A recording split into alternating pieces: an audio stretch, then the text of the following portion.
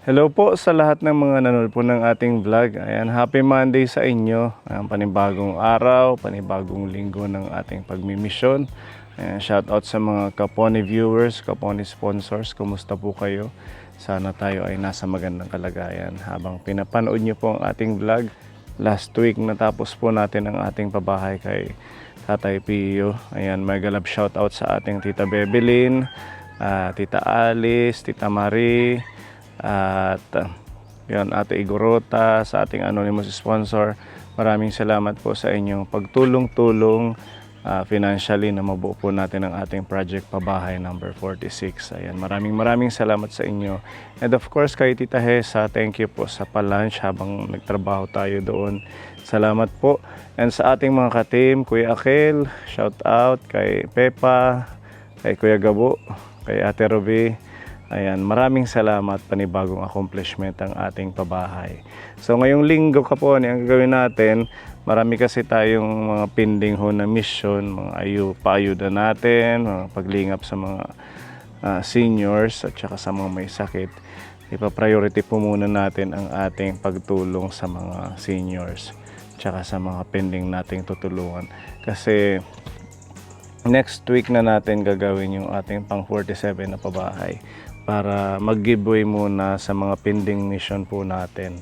Ayan, so ngayong week sasamahan po natin si Tatay Antonio para magpalagay po ng eyeglass. Meron na ho siyang resita galing po sa eye clinic. So bibili na lang po natin at ipapa-schedule natin siya dito po sa clinic dito sa Borongan para mabigyan siya ng appointment kung kailan siya pwedeng pumunta. Sasamahan natin siya.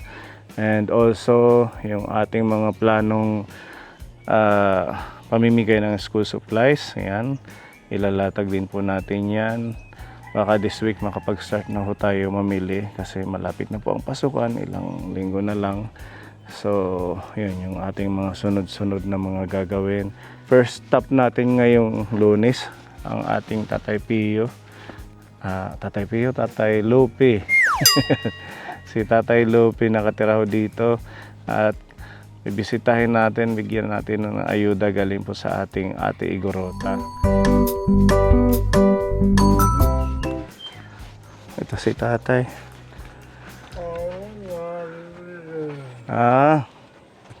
Kumusta ka? Tatay. Okay ka lang?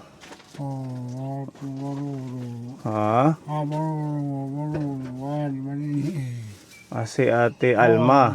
Nandyan siya? Sige, tawagin mo Kuya Gabo si Ate Alma.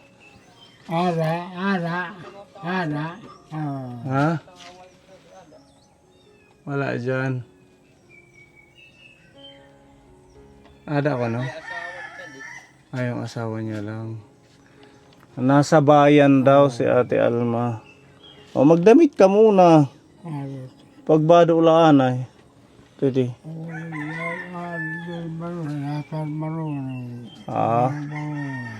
Bado. Hello Tatay. Wala niya bado. Didi. Basa pa? Ayaw mo magdamit. Nainitan ka.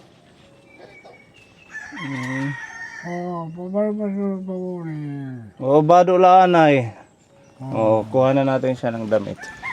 Asa yung damit niya? Dito daw niya tinuturo. Kaya man ang balay, hindi mong balay, hindi na upo yung takadahin. Hindi na siya dito nakatira. Ito meron na siyang bagong bahay pala. Dito na natin siya kausapin. Ang cute ng bahay ni Tatay. Sino po ang gumawa? Bugto niya. Kapatid niya. Ito pala ang bagong bahay ni Tatay Lupi. So yung yung may-ari ng bahay dumating na. Diyan na sila. Meron nang nakatira dyan. Ito na po. Initan kasi. Oo, mainit ang panahon. Kailan pa siya lumipat? Yan na. Isang buwan na, mga ganon. Sobrahay na. Higit isang buwan. Ito na ang bahay ni Tatay.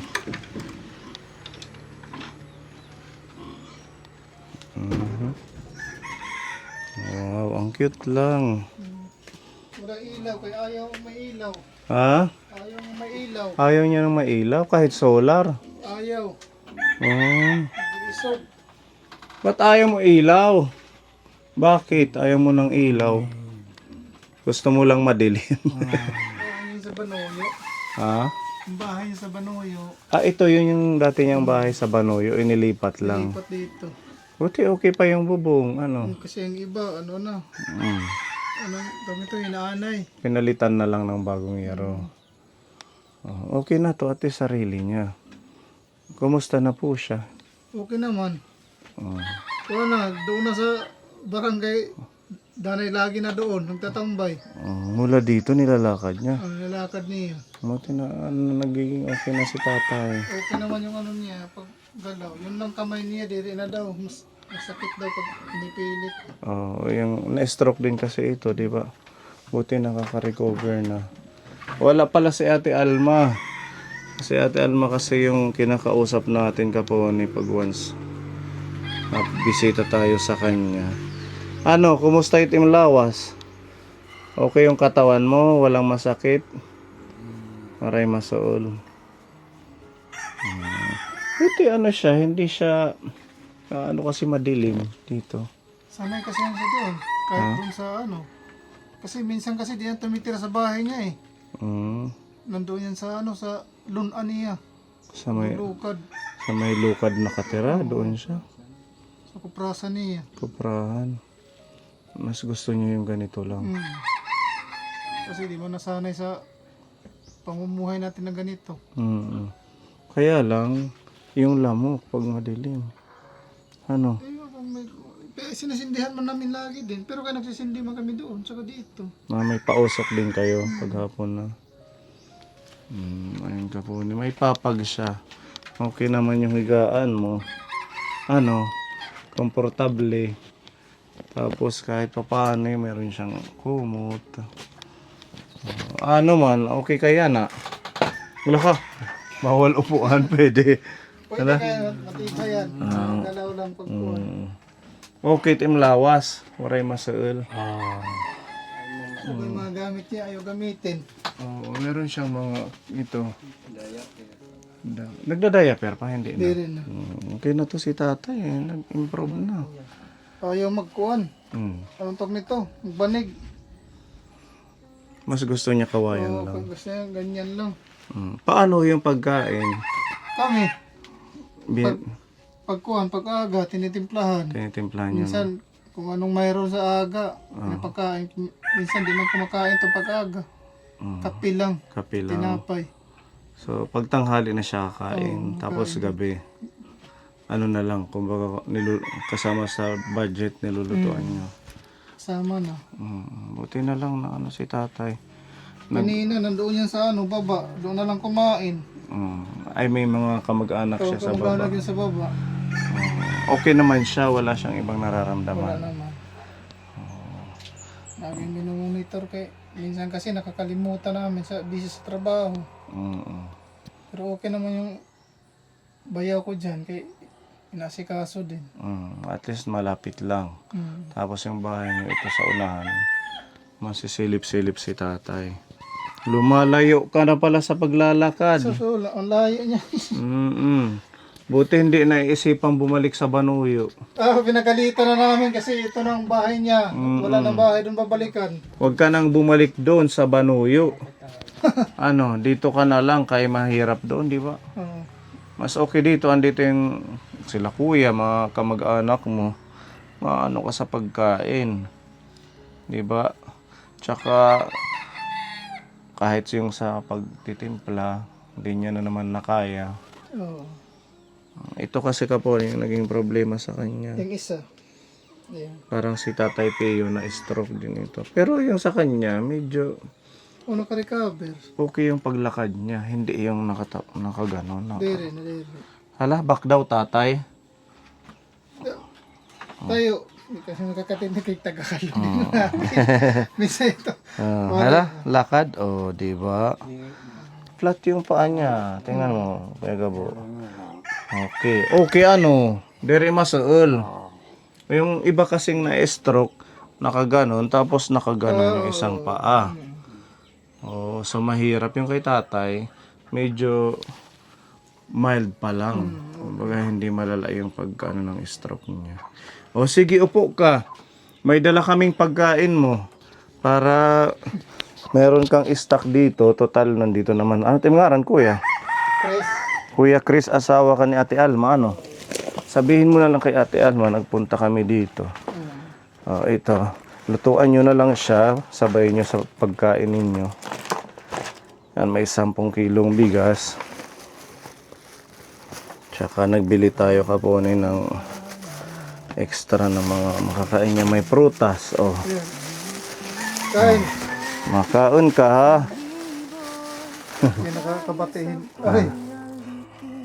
Kaon. Yan. Kaya din orange. Ang ganda yan sa kanya. Tsaka saging. Hindi ka na sa akin. Total. Kasi nung ginawa namin, nilalagyan namin siya dito ng pagkain. Oh. Basta kanyang pagkain ang problema kay Mm. inuubos. Dire-diretso. Kumbaga walang limit. Walang limit. Pag once nag-ano siya, nag-crave or kumain, Kung kumain lahat-lahat. siya, lahat na. So ang ginagawa nyo, Yun na lang, dinadala na lang namin. kung halimbawa snack time, lunch time, breakfast, doon mo lang siya bibigyan. Katulad yan, lalagyan ng biscuit dito. Mm. 2 balot, tapos minsan kasi kung may tinapay dyan na nagkukuha yung pandesal, Oo. nilalagyan namin dito para may kukuhan ka na sana ba? Kung sakali man na Magutom siya. gutom siya kasi siyempre maghuhulat pa sa amin. Mag-aantay pa. O kasi yung trabaho nyo sa construction ka, kuya. Andiyan ako sa kamada yung sisisid ng graba. Ah, yung sa may tulay. Oh, may tuloy. Oo. Yan ako. Tapos si Ate Alma naglalabada. Ano. Labada. Kaya, ano na lang siya ng pagkain. Ganun na lang. Kaya, Ito naman. kawawa naman si tatay. At least naalalayan siya. O, iadihin mga gulay. Meron dito pichay. Galing to sa ating farm. At saka talong. Lutuan nyo na lang din siya. At din tinapay, tatay. Mag-i-snack ka. Tsaka mga biskwit. Siguro ito, pag iniwan sa kanya lahat, isang kainan lang. Isang kainan. Hindi niya titigilan. Gano'n na lang ang gawin mo mamaya, no? Pwede mong dalhin sa bahay niyo tapos bigyan-bigyan na lang. Total kayo naman yung nag-aalaga sa kanya. Tapos meron tayong grapes. Oh, masustansya ito. Di grapes ha. Papahugasan laanay kan kuya para makain mo mamaya. Tapos meron tayong timplahin dito. Ayan, may miswa. Lalagyan na lang to ng miswa itong meatballs. Tapos lagyan mo ng pichay. Pwede yan, para may makahigop siya ng sabaw. May oatmeal, may udong, tapos gatas. Meron tayong mga noodles dito. Pang mabilis ang pwedeng maulam. Lalagyan lang. Total madami namang talbos dyan sila kuya. Kaya din palaman, itim tinapay. Okay. Ayan yung ating mga pagmamahal. Maraming salamat kay Ate Iguruta sa blessings na ito kay Tatay Lupi. Ayan, wala na kuya. Okay na. Ayan, makatulong kay tatay itong mga blessings ng ating Ate Iguruta. Ano tatay, happy. Malipayon ka, kaya ng grasya nga din natong tigang ka na Ate Iguruta. Mahina yung pandinig niya. Ano? Hindi na nakakadinig. Hindi na talaga. Minsan sinisinyas. Sinyas na lang. Sinyas na lang. Okay. Okay. Yan, Yan na lang siya. yan ang problema kay mga sinyas. Wala din siyang ano eh. Oh. So yung pagiging ano niya, hindi makasalita dahil sa pag-stroke niya. Oo. Oh, yun yung naging... Minsan kasi di ako nakakaintindi yung si Alma sana. Nakakaintindi sa kanya. Nilalakasan ni Ate Alma pag nagsasalita siya sa kanya. Ako kasi nito pag may action kasi ako eh.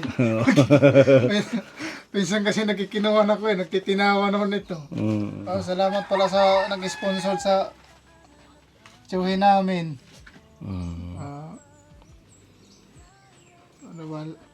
Lalo sa mga ano niya, Pagkain niya. mga oo. pagkain niya. At least makakabawas sa iisipin nyo din yung maibibigay yung pagkain araw-araw sa kanya. Oo. Maraming salamat. Kasali naman to sa pension ng senior, ano? Oo, kasama siya. At least meron, Buti na lang nakapasok. oo, meron siyang pagkain, mga ano sa, kumbaga pambili. Ano tatay, okay?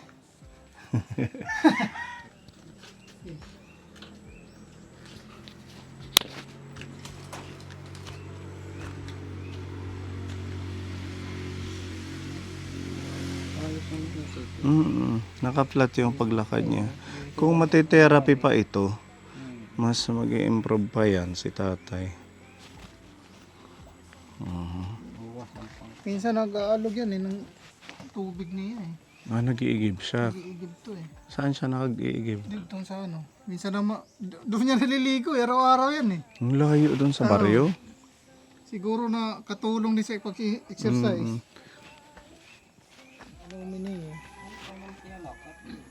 Oo. Dati di nakakalakat dati. Oo. Halos ganun matutumba yung tungkod. Tungkod niya binila namin ayaw. Ayaw niya Ako ang magtungkod. pinapagamit. Mas gusto Ayaw niya. Siguro mas comfortable siya na ganyan. Para may niya pag-asawa, ano? Nag-asawa to kaso lang di siguro nagkaintindihan. Naghiwalay sila. Okay sana kung magkaanak rin sana. Oo, para may mag-aalaga. Wala siyang naging anak kahit isa. Kawawa yung ganito pag nagkakaedad, ano? Okay lang kung malakas lagi. Oo. Pag ganyan na bumagsak na yung lakas, wala na. Ang hirap. At saka, swerte pa din dahil kalapit kayo. Yung iba naming natutulungan na ganyan sa kanya, walang nag-aalaga na kamag-anak. Ang hirap na gano'n. Yung tinatakwil na. Parang si Tatay Castro, halos gumagapang na lang, dyan na lang dumudumi sa bahay. Yun ang mahirap. Pero siya, kaya pa niyang magpuntang CR. Oo, kaya pa. Ang ano lang sa kanya, yung pagluluto, hindi niya kaya. Kasi nausap ko yung misis ko eh. Pag ganyan, kaya ko pa yung buhayin yan. Ang problema lang, di ko kaya kasi yung sa sarili na paglinis. Di ko kakayanin. Hindi mo kaya. Pero kung pag-alalay sa pagkain, Oo, kaya sa niya. problema. Kung ano yung maibibigay niyo, kung ano yung kakayanang bilhin, nabibigyan si tatay. Yung malakas pa to, kinukuha ko to siya. Yung malakas pa. Ang problema ayaw. Kinukuha niyo doon sa dating bahay? Dito ko. Yung bago pa yung bahay ko, Mm. yan ko pinapatira. Ayaw niya. Kasi Ayaw malakas niya. pa eh. Siyempre kaya pa niya magtrabaho at saka siguro nahihiya din. Ayun wala eh. Kasi magkaano kami nito eh. Kasi ako lang tumitira na to doon sa kanila eh. Nung nagtatrabaho pa ako sa sa pag-grab doon ako tumitira sa kanya. O kasi malapit yung Banuyo Oo, doon sa trabaho mo. Sa salog. Tuwang-tuwa naman to kasi may kasama. Nag-improve na si tatay. Okay, good job yan. Ituloy mo lang, ha? Okay? Okay na lang.